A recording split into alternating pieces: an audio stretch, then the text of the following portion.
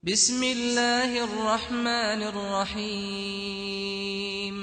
الحمد لله حمدا كثيرا طيبا مباركا فيه كما يحب ربنا ويرضى. أشهد أن لا إله إلا الله وحده لا شريك له وأشهد أن محمدا عبده ورسوله الناصح الأمين. اللهم صل على نبينا محمد وعلى آله وصحبه أجمعين ومن تمسك بسنته إلى يوم الدين. ثم أما بعد، الحمد لله على نعمة الإسلام والسنة. حدثني جماعة من الشيوخ بإسناد كل إلى سفيان بن عيينة عن عمرو بن دينار عن أبي قابوس مولى عبد الله بن عمرو عن عبد الله بن عمرو بن عاص رضي الله تعالى عنهما أن النبي صلى الله عليه وسلم قال: الراحمون يرحمهم الرحمن ارحموا من في الأرض يرحمكم من في السماء. The Prophet sallallahu alaihi wasallam, he said that those who are merciful, they will be shown mercy by the most merciful. Be merciful to those who are in the earth, and the one who is above the heavens, he will show you mercy. قال العلامة شيخ صالح عبد العزيز آل شيخ: ذلك بأن العلم رحمة نتيجته رحمة في الدنيا وغايته رحمة في الآخرة. Sheikh Salih Abdul Aziz Al Sheikh, he mentions, he says, this is because knowledge is mercy. The result of knowledge is mercy in this world, and the ultimate goal of knowledge is mercy in the hereafter. So, as aforementioned, this hadith is musalsal bil awwaliyah. This is a hadith that the Imams, many Imams from the Imams of Ahl Sunnah, from the Imams of Ahl Hadith, this will be the first hadith that they will teach the students of hadith, and thus this will be the first hadith that the students learned from their sheikh. Sheikh Salih, he mentions the wisdom and why and the benefit in mentioning that hadith first, because it's a reminder to the students and a lesson unto them that knowledge is mercy. Knowledge is mercy.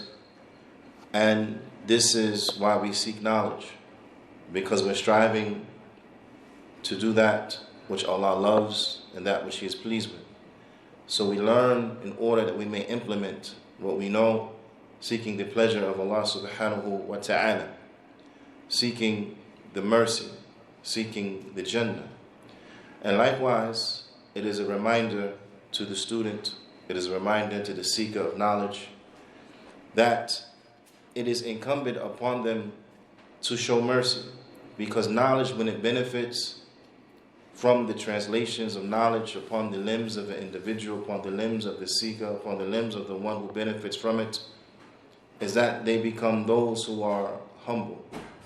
They become those who have others' best interests in mind, and thus you will find them in acting and dealing with people in a merciful, forbearant way, because they, due to their knowledge, will know and understand and be able to lend an excuse where an excuse is warranted, be it due to the individual who is addressing them, due to their ignorance, due to their lack of wisdom, due to their lack of exposure, so on and so forth. This enables the carrier of knowledge to have patience with those who act in a way in which is harmful, when their rights are infringed upon, so on and so forth.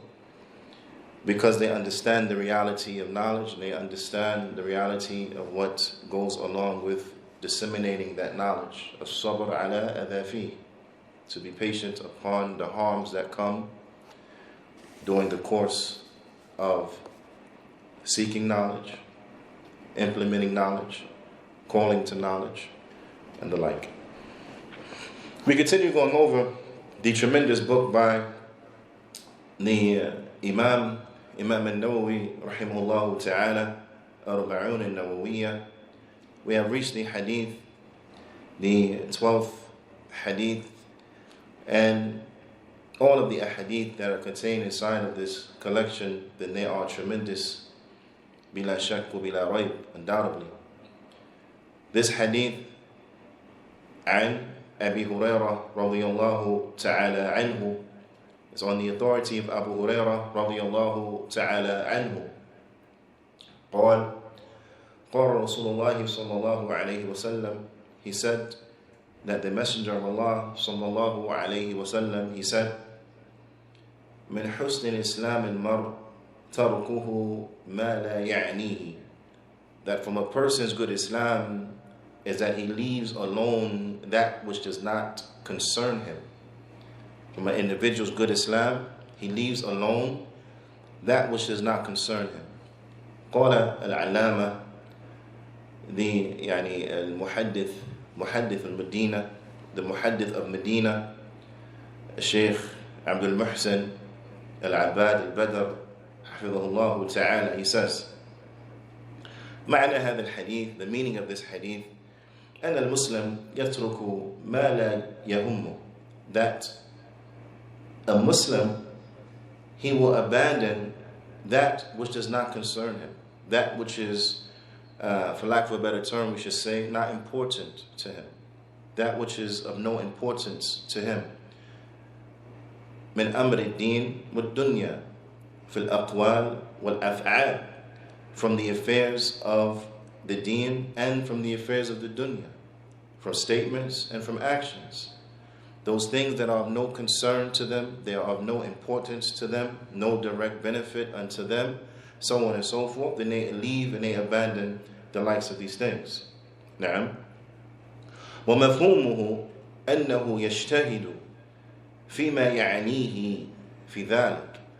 And what is understood from this hadith is that an individual will concern themselves and be very diligent as relates to the pursuit of those things that benefit them, as relates to their deen and as relates to their dunya. Now, this is what is understood, that that in leaving off that which does not concern you, this necessitates that then therefore you concern yourself with those things that do concern you, with those things that are important to you, with those things that are of benefit to you. نعم. قال الشيخ عبد العزيز آل الشيخ قال الشيخ صالح عبد العزيز آل الشيخ, he mentions, he says, ما هو الذي يعني والذي لا يعني. He said, what is that which concerns you and what is that which does not concern you? Now, so that we can better understand, because we are called to leave off and to abandon those things that are of no concern to us. Now, so we need to understand what is then therefore a concern.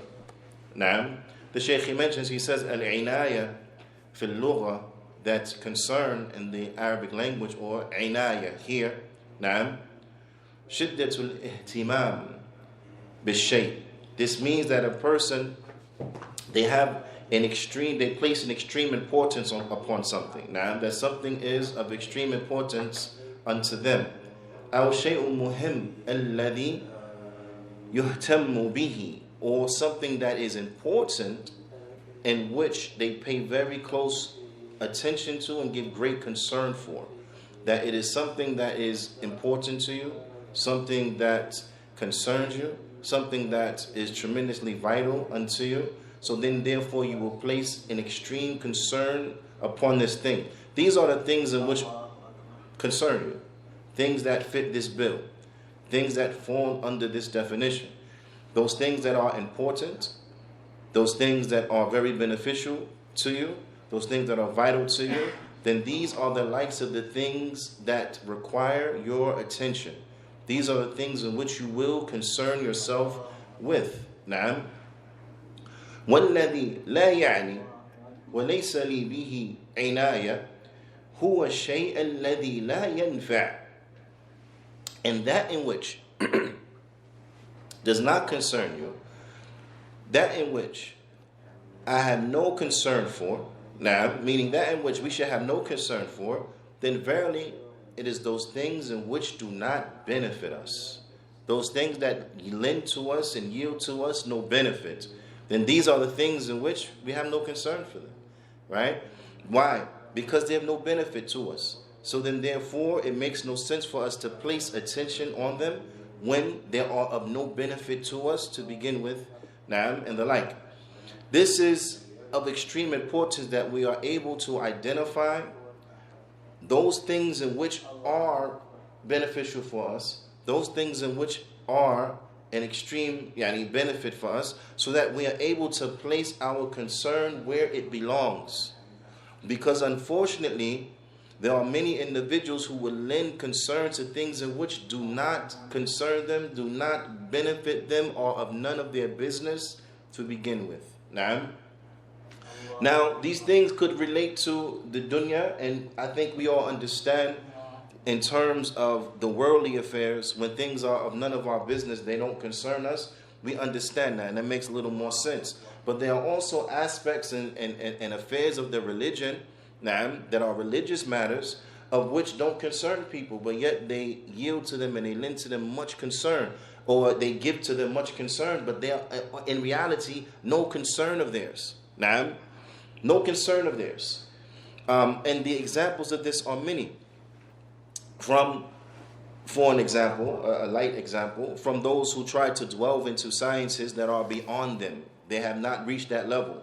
They're on a beginner level and they want to delve into issues that are beyond their scope. Now, this is of no benefit to them.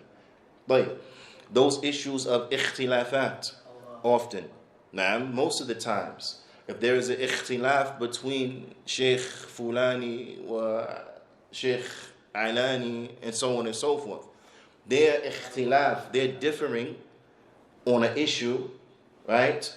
This is of no concern for us. But rather this is what? Between the scholars. It is not for us to get involved because it's not our place. It's not for us to get involved because it's not our place. It's like it's like those situations where an individual would give you their opinion, give you their 2 cents, and your natural response is, no one asked you anyway. No one asked you your opinion, so thus you offer it. When it comes to the likes of these things, no one asks us our opinion as relates to, well, what do we feel about this one? What do we feel about that one? So on and so forth. Now, of course, I'm not speaking about those affairs where there is a clear mistake, a clear deviance, so on and so forth. We're not speaking about the likes of these affairs. We're speaking about those particular issues, like issues of ijtihad and so on and so forth, where there is a legitimate opinion for this and a legitimate opinion for that. For us to overindulge ourselves in the likes of these things, which often are of affairs that are over our head, while at the same time, those things that are crucial to us, we are neglectful of and we don't know about, is of no concern.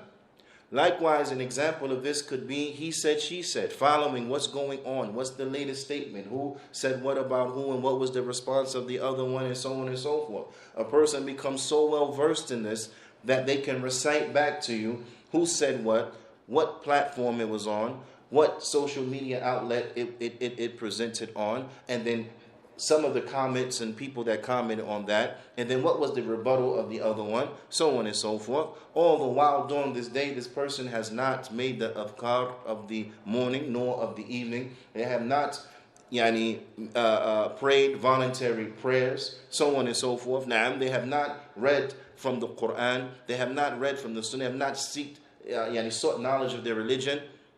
From the day you could say, well, can you recall to me a similar amount of what you have benefited from your studies, what you have benefited from learning about the religion? They cannot. But they can tell you the latest, he said, she said, tabloid, what have you, so on and so forth. These affairs do not concern us, and we have to know and we have to be able to identify these things so that we close the door on them and we open the door for benefit. We open the door for benefit. Now, and there are many examples that individual they can use. But I'll give you one more example. Now, I'll give you one more example so that we could reflect and we could know our place. And a lot of this, when an individual is not concerning themselves with that which concerns them, and when they step outside of their level, is because they don't know their place. I'll give you another example. The example of those who are hypercritical of the Muslim rulers. Hypercritical of the Muslim rulers. Well, why are they doing this with that country? Why are they making this move here? Why are they doing that there? So on and so forth. The simple statement that Bidnillahi ta'ala will be food for thought will be, what business is it of yours anyway? Is Allah going to ask you about why ruler so-and-so did such and such? Is Allah going to ask you, why did ruler so-and-so do such and such? So why are you concerned? That's their affair. If anything, the one who has an aql, like Imam Muqbil rahmatullah alayh, he says that our rulers are in such a bind that I feel sorry for them. Because you don't want to be in their position. You don't want to be judged like the way the rulers are going to be judged on the day of judgment. You don't want to hold that responsibility. So while you're here in the dunya and this responsibility has not been placed upon your shoulders, this responsibility, this authority has not been placed upon you, the responsibility not placed upon you, so on and so forth, why are you trying to enter into it? It's none of your business. And then when you realize the fact that you're speaking about affairs in which you know very little about, how much more so does it make no sense for you to indulge and to throw your 2 cents on what you think should happen? You don't even know the whole story. You don't even know the whole story. You don't know all the intricacies and details of what's going on behind the scenes. What reaches the media is not what is known to those who are involved in it. Just like whatever information may reach the public that goes on in your house, that's not the whole story now, is it? You know the intricacies of what goes on in your house. And now, since we are upon your house, let us reflect upon this. As Imam al-Bani rahmatullah alayhi used to mention, تَقُومُ دَوْلَةِ الْإِسْلَامِ فِي قُلُوبِكُمْ قَبْلَ أَن تَكُونَ فِي أَرْضِكُمْ.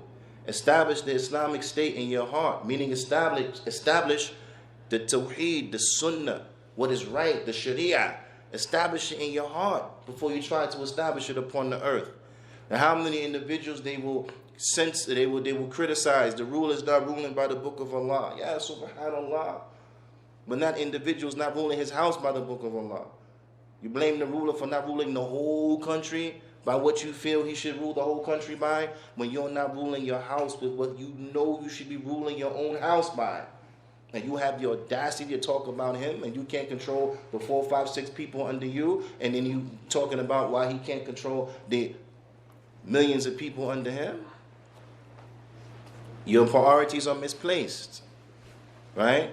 So it is incumbent and it is important that we learn to mind our business. We learn to, as they say, stay in our lane. We learn to concern ourselves with those things that benefit us. Those things that benefit us. على كل حال. وروى عن الحسن قال, and I want you to really pay attention to this now, right? And this is to those individuals who are obsessed with social media, obsessed with media, be it television, movies, be it chat rooms, be it Instagram, TikTok, whatever platform they come up with next, who spend so much of your time and your day upon things that when you come Yawmul Qiyamah, at the very least and minimum you will regret, because you will have wasted your time and not have done that which is a benefit. But unfortunately, a lot of times you'll regret because you would have done that which is sinful. But I want you to reflect on this statement. Al-Hasan, he mentioned, he said, من علامة الإعراض الله تعالى عن العبد, from the signs that Allah has turned away from the slave. From the signs that Allah has turned away from the slave, and يجعل شغله فيما لا يعنيه, is that he makes that slave become over obsessed and concerned and busy with that which does not concern them. Now I want you to reflect on this statement and to reflect that al-jaza min jins al-amal, that the punishment is appropriate to the crime. Now, this is not the end, this is not the beginning of the affair. This is the end of the affair. It was the slave himself that busied himself with those things that didn't concern him. And because he busied himself with those things that didn't concern him, Allah allowed him to be busy with those things that didn't concern him. Now, this is the reality. But this is from the signs that Allah subhanahu wa ta'ala has turned away from the slave, has turned away from the abd. So it is incumbent that we start our day. Do you know how the people that talk about time management and things of this nature, right? And you write your daily, you do your daily plan or whatever, what you want to do today, your goals, what you want to accomplish, and so on and so forth, right? How many of us have done something similar to this as relates to starting their day and what they want to accomplish deen-wise? I want to memorize this amount from the Qur'an. I want to review this amount. I want to pray these voluntary prayers, right? Whatever the case is, I want to visit the sick today. I want to give some sadaqah. Or I want to call my parents today, make them happy. Like, how many of us start our day and we have a game plan on how much righteous good deeds we want to do for that day? Now, we should. We should start our day thinking and looking for excuses to do good. Looking for opportunities and excuses to do good. How can I do some good today? How can I benefit myself today? So that when I go to bed today, I have accumulated a lot in my scale of good deeds. This is of extreme importance. What adhkar, from what dhikr are you going to learn today? From the adhkar of the night and the day. Which one we're going to work on today? Maybe not the whole thing. Maybe a sentence. Today is sentence. Tomorrow a sentence. The next day after that a sentence. Then you finish it. Then you go to the next one. Shay for shay. But what are the efforts that we are putting forward to benefit ourselves? Ala kulli hal. This hadith is tremendous.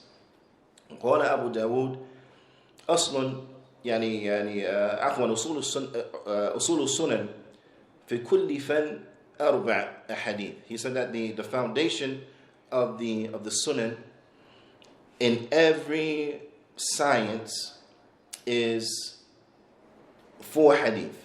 نعم, is 4 hadith. وذكر منها هذا الحديث. And he mentioned from those 4 hadith this hadith that from a person's good Islam is that he leaves off that which does not concern him. وقال الشيخ صالح عبد العزيز al Shaykh, he mentions min, because the Prophet ﷺ, he said min, right? That from min husn Islam al mar, from a person's good Islam. So what is min? What is that from? What does min mean here? So that we can understand. The Shaykh, he mentions, he says min ha huna tab'udiyya, that min here means is portion. Right? I don't know how to explain that other than that, but it means that this is a portion of the story. يعني أن ترك ما لا يعنيه هو بعض ما يحصل به المرء حسن الإسلام. That leaving off that which does not concern you, this is from those things by way in which a person will achieve having a good Islam. This is part of this story. This is part of the equation. It's not the whole of the equation. It's part of the equation. Now, but each part of the equation is vital, because if something is missing, then you're not going to reach what you're looking for. Now, so from those things in which we need to have a good Islam is that we have to leave off that which does not concern us.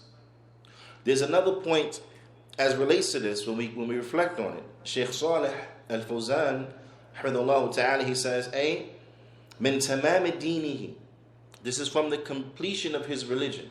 Right? This is from the completion of his religion. فدل على أن الدين يكون تاما ويكون ناقصا. He says, so this points us to the fact that the deen, it could either be complete or deficient. That a person's religiousness can be complete or it can be deficient. Which tells us that that there is tafawut, that there is a difference of level. Now, because al-iman, as the ulama they explain, faith, what is faith? Faith comprises of khamsa nunat. Right? They say that the 5 noons. Al-iman, qawlun bil lisan, is a statement of the tongue. Wa amal bil arkan, and an action of the limbs. I'tiqad al-janan, a belief in the heart. Yazidu bi ta'at al-Rahman, it increases when one is obedient to Allah. Wa yanqusu bi ta'at al-shaytan, and it goes down when one is obedient to shaytan. Aw bil-isyan, or it goes down when one is sinful. So a person's iman, a person's faith, right, it will be affected by what they do. So Sheikh Fawzani said that a person will either have their deen, their faith, they will either be complete or deficient. نعم. بحسب تصرفات صاحبه, depending upon what the person does. Depending upon what the person does. So that your actions will directly correlate into either your iman rising or it going down, with your deen being complete or being deficient. Now, and it is incumbent that we know that. Sheikh Abdul Muhsin, he brings a statement from Imam Ibn Rajab, rahimahullah ta'ala, في جامع العلوم والحكم.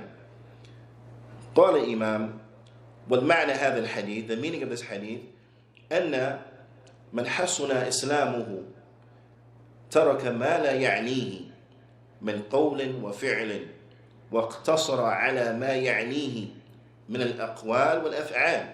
He said that this hadith means that from a person, when a person has excelled in their Islam, then they will leave alone those things that do not concern them, those things that are of no benefit to them, be it from statements or actions, and they will suffice themselves and restrict themselves to those things which benefit them, those things which concern them, from statements and from actions.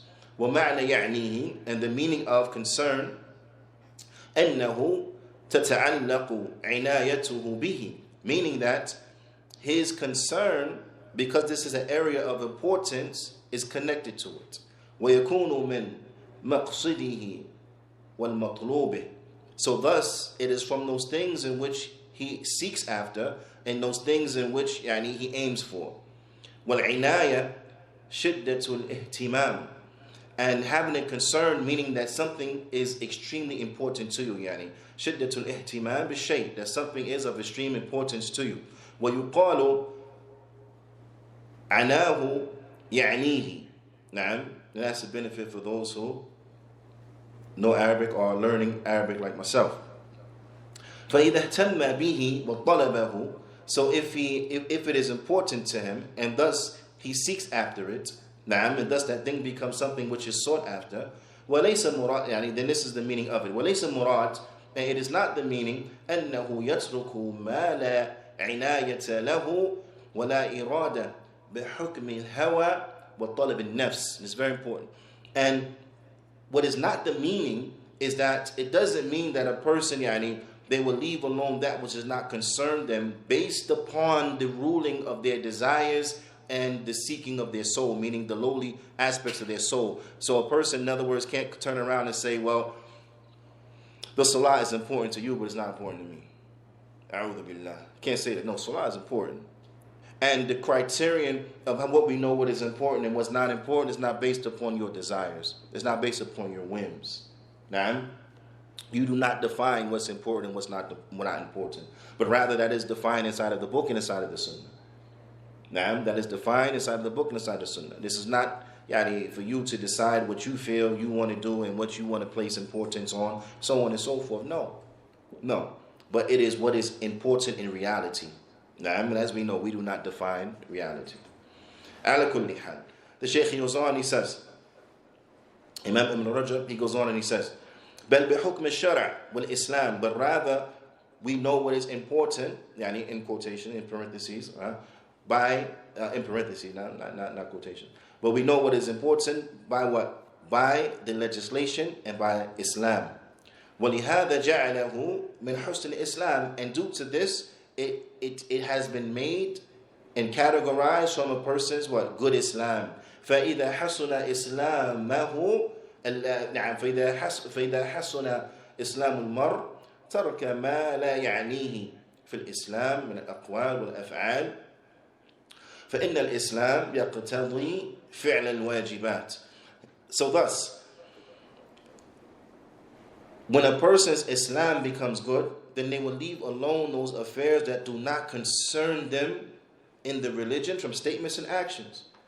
Because Islam, it is that which it necessitates, or enters into that, what? The performing of the righteous good deeds. The performing of the righteous good deeds. كما سبق ذكره كما سبق ذكره في شرح الحديث جبريل, as it has come in the explanation of the hadith of Jibreel, that Islam, when it's pointing, used in the general sense, and it's pointing to the establishment of the wajibat, those actions that are upon the limbs, so on and so forth. Now, so from these actions, and that is that a person, they will place their concern upon those things that concern them, and they will not overindulge in those things in which are not of an immediate benefit for them. Does that make sense? I'll give you an example so that it becomes a little more clearer. If an individual is poor, right? They don't have money. The money is by no stretch of the imagination even near reaching the nisab, even reaching the bare minimum before it becomes wajib upon them to pay zakat.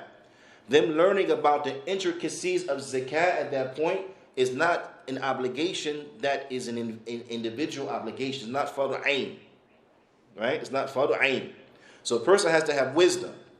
If there are things that are an individual obligation upon you, and you still need to study those affairs, like, for example, the rules and regulations of the salat. Now, you need to study the prayer itself. So now you're placed, and you have this half an hour window that you can study and you can read. Are you going to go into the intricacies of zakat, or are you going to go into the intricacies of the prayer? The prayer. Why? Because the intricacies of zakat at this point, they don't concern you.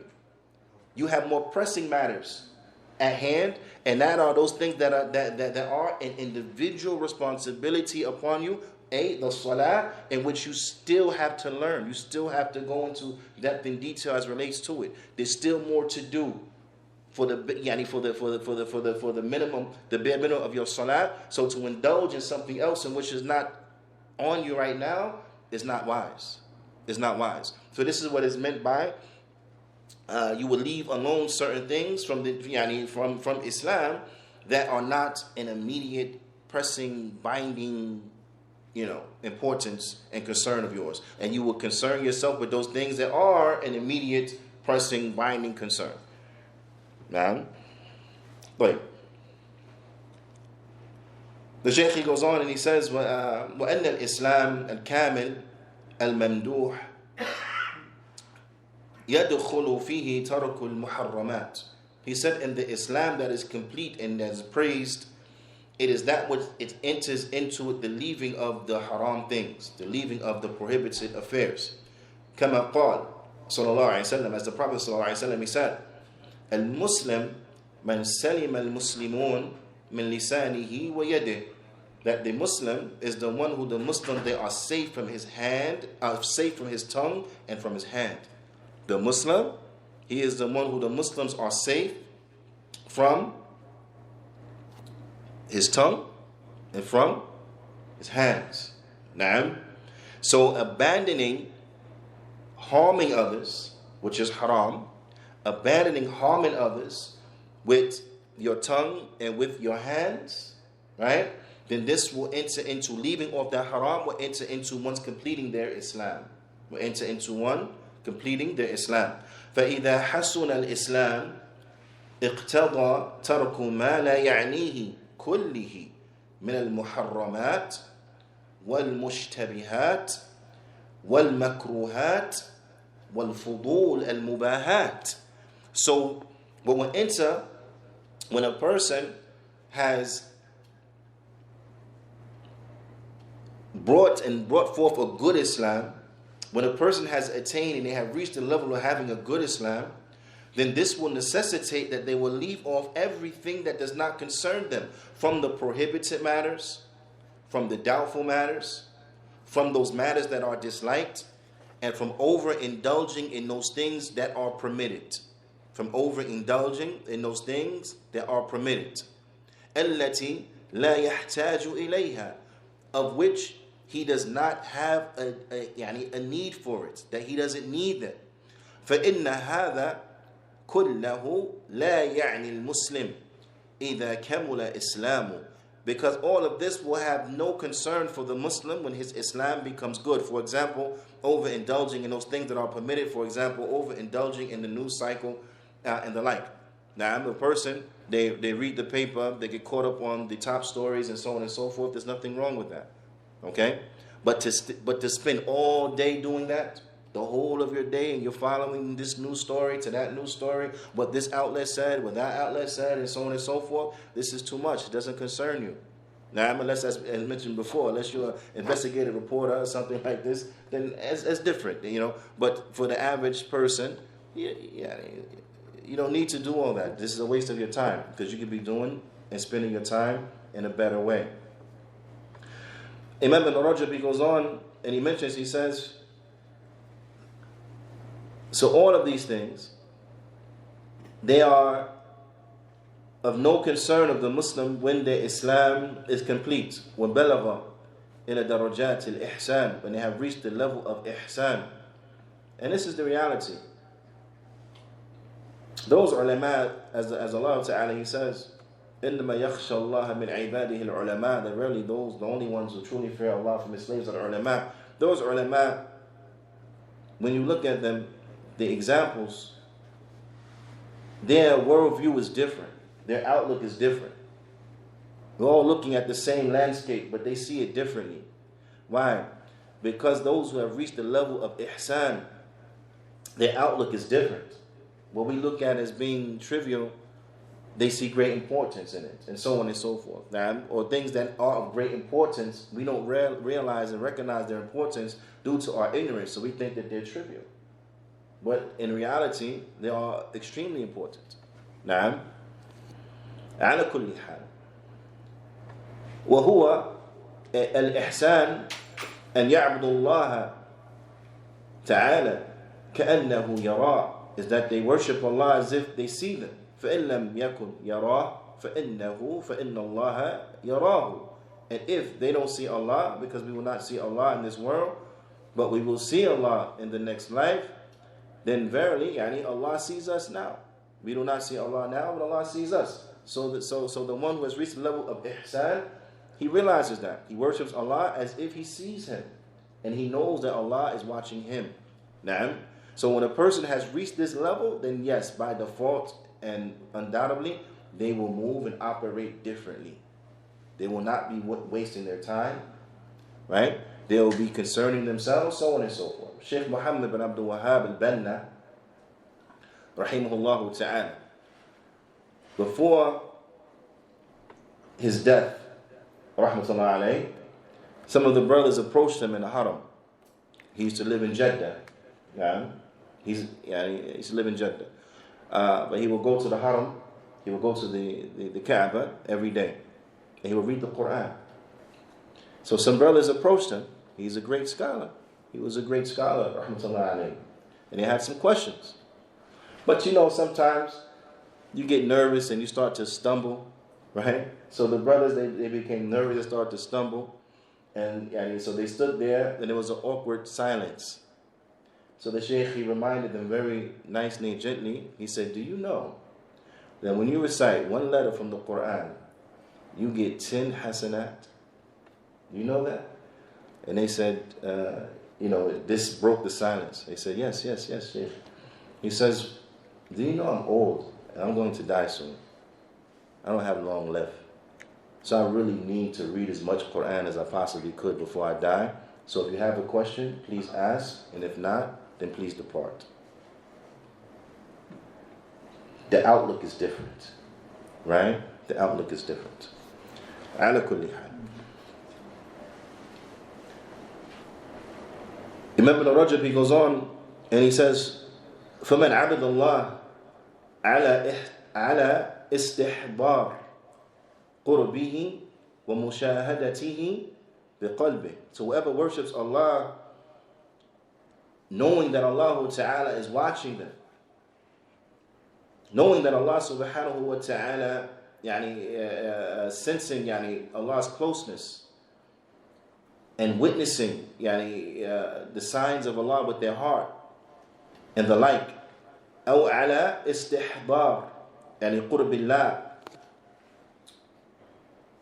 منه, or that they how would you say this? So whoever worships Allah subhanahu wa ta'ala, acknowledging and perceiving His closeness and witnessing with his heart, witnessing the signs of Allah with his heart, or they perceive that Allah Ta'ala is close unto them, وَاطِّلَاعِهِ عَلَيْهِ, and that Allah Ta'ala is watching them.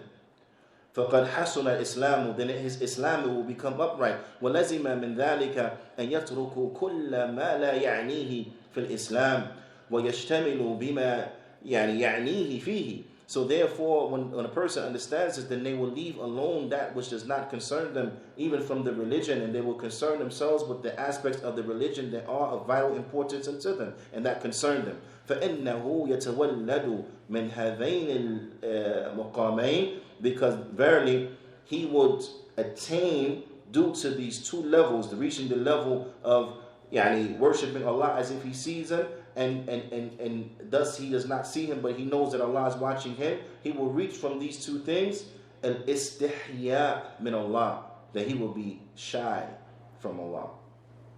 He will feel shy in front of his Lord, because he knows his Lord is watching him. وَتَرْكُ كُلَّ مَا يُسْتَحْيَا مِنْهُ, and he will leave off everything. He will leave off doing something that is shameful in front of Allah. Why? Because he's shy. He wouldn't do the muharramat, those haram things. Why? Because he knows Allah is watching him. So he feels shy. How am I going to do this haram thing and I know Allah is watching? How am I going to say this haram word and Allah is listening to me? How am I going to do this haram and Allah is... A person, when they reach that level, they feel bad about even their bad thoughts and whispers of their soul. They feel bad about it. They feel bad. They have an evil thought and they feel bad. Allah guide me. They start making dua for them, so they feel bad and they had a bad thought. They didn't even say nothing or do nothing. They just had a bad thought. This is to the level of awareness, because they're seeking after Allah Ta'ala's pleasure. The Shaykh, as usual, may Allah Ta'ala bless him tremendously and give him a long life filled with righteousness and preserve him. He ends the chapter by bringing some points of benefit, 4 points of benefit that are extracted from this hadith. He says, تَرْكُ الْإِنسَانِ مَا لَا يَعْنِيهِ فِي أُمُورِ دِينِهِ وَالدُّنْيَا فِي أُمُورِ الدِّينِ وَالدُّنْيَا, that a person should leave off, what we understand and benefit from this hadith is leaving off that which is not beneficial, not in your deen and not in your religion. Not in your religion and not in your worldly affairs. That you leave off that which does not concern you in your religion and in your worldly affairs. And that you busy yourself, that an individual, the second benefit, that an individual busies themselves with those things that do concern him, from the affairs of his religion and from the affairs of his worldly life. Thirdly, is that an individual, is that leaving off that which is not concern an individual, that which not concern you, then the fruits of it is that it will bring ease to the soul. It will bring ease to the soul. And it will be a preserving by way in which the individual will be able to preserve their time and to safeguard their time. and it is يعني سلامة لعرضه, and it is a way to safeguard one's reputation. When you leave off those things that don't concern you, you save off your reputation. Now, and also we understand from this hadith is that what is that people are of different levels. Is that there are different levels in Islam as far as an individual's religiousness. People are on different levels. Now, the last thing I want to mention is that Shaykh Uthaymeen, in his explanation of this hadith, he brings a very important point. He says, وَهُنَا قَدْ يَرِدُ إِشْكَالٍ. He said, maybe there could be a problematic issue here. وَهُوَ هَلْ تَرْكُ الْعَبْدِ مَا لَا يَعْنِيهِ يعني تَرْكُ الْأَمْرُ بِالْمَعْرُوفِ وَالنَّهِي عَنِ الْمُنْكَرِ.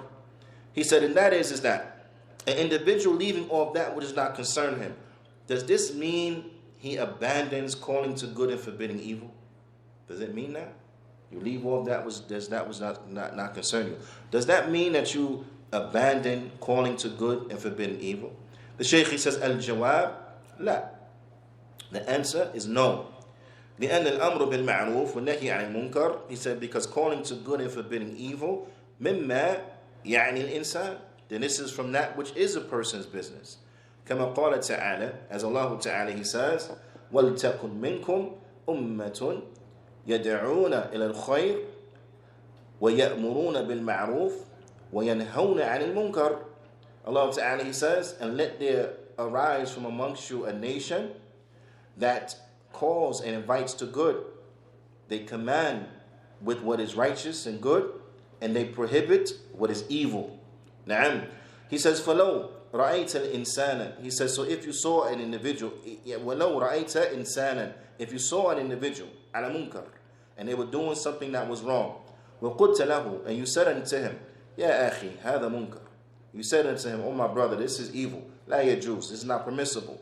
فَلَيْسَ لَهُ الْحَقِّ أَن يَقُولُ, he will not have the right to say unto you, هَذَا لَا يَعْنِيكَ, he won't have the right to say to you, this is none of your business.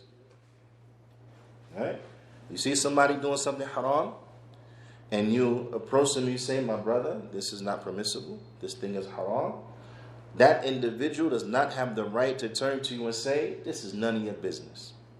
Now, likewise, you as an individual, if you're doing something that is wrong, and your brother out of love for you, they approach you and they say, Akhi, what you're doing, this is not good. This is not permissible, brother. You do not have the right to say to him, man, it's not your business. Mind your business. You don't have the right to say that. Because he is minding his business. Because you, his brother, you're his business. Now, he wants good for you. So that's why he's telling you. That's why he's reminding you. And it's incumbent and important that we know this. Because there are many people who, they come with this mentality. You correct them and they say, man, mind your business. It's none of your business. Right? What business is this of yours? You see? And this is not good. This is not good. But rather, it is our business. Right? There was one, Imam al-Albani, he mentioned, he said that there was an individual, one of the scholars from the, prestigious, in parentheses, educational institution in Egypt, said unto him, that I'm doctor in this and I've graduated from here and so on and so forth. And, because Sheikh Albani, he had a rudimentary education as far as in interdisciplinary schools. But traditional education, he was an alim, he was an imam. He's an imam. Ala kulli hal, he said unto him, who gives you the right to say this and say that? I'm Dr. So-and-so and I'm Professor such and such. And who gives you the right to correct me? Sheikh Albani said, the Prophet ﷺ. The Prophet ﷺ said, مَنْ رَأَ مِنْكُمْ مُنْكَرًا فَيُغَيِّرْهُ بِيَدِهِ فَإِنْ لَمْ يَسْتَطِعْ فَبِلِسَانِهِ فَإِنْ لَمْ يَسْتَطِعْ فَبِقَلْبِهِ. To the end of the hadith, he said, the Prophet gave me the right to correct you. Because the Prophet ﷺ said, whoever from amongst you sees an evil, change it with his hand. If he can't, then change it with his tongue. If he can't, then hate it in his heart. To the end of the hadith. He said, that's what gave me the authority to say something. Because this is my business now. Because I see it. So I'm saying something. And of course, that great doctor, professor from that institution was silenced. He had no rebuttal for that. Like, so the Shaykh, he says, when a person says that to you, they don't have the right to turn to you and say, man, mind your business. He said, if he says that to you, then it's not accepted from him. Why? لأن الأمر بالمعروف والنهي عن المنكر يعني الأمة الإسلامية كلها. He said, because calling to good and forbidding evil, then this is the business of the Islamic nation, all of it. Naam, that we call to good and we forbid evil. Of course, with wisdom, with good exhortation, so on and so forth, right? But nonetheless, we call to good and we forbid the evil. And then the Shaykh, he moves on to the next hadith. But بإذن ta'ala, we'll save that until the next class. فنكتفي بهذا القدر. وصلى الله وسلم على نبينا محمد وعلى آله وصحبه أجمعين. وجزاكم الله خيرا.